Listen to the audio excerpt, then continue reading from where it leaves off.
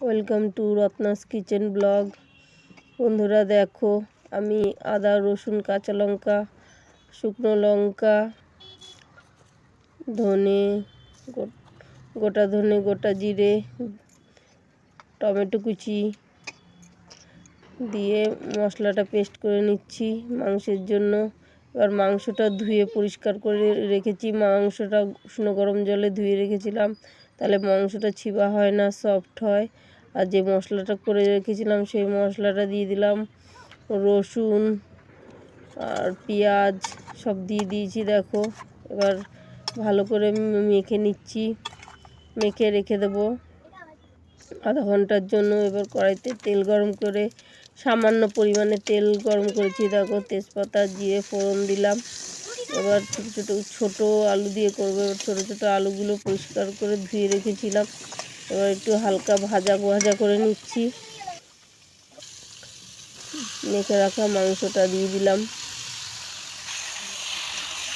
এবার ভালো করে কষিয়ে নিচ্ছি। এভাবে মাংস রান্না করলে খুব সুন্দর স্বাদ হয়। বাটিটা ধুয়ে একটু জল দিয়ে আবার ভালো করে কষিয়ে নিচ্ছি।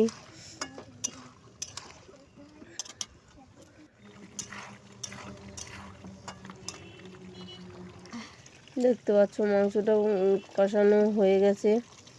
এবার একটু গরম জল দিয়ে দিলাম। গরম জল দিলে খাবারের স্বাদ খুব ভালো হয়, রান্নাটা তাড়াতাড়ি হয় এবং খাবারটা অনেকক্ষণ ভালো থাকে। এবার ঢাকা দিয়ে দিলাম।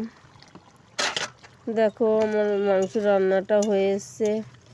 আর ঢাকনা খুলে আর কিছুক্ষণ ফুটিয়ে নিচ্ছি।